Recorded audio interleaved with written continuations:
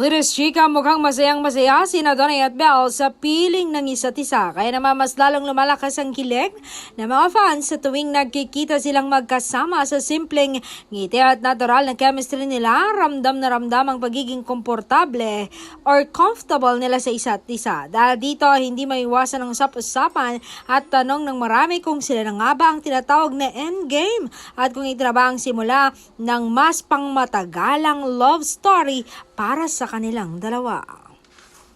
Pero ayon kay Tita M at Tito A, pangmatagalang love story na talaga ang meron ng Don Bell.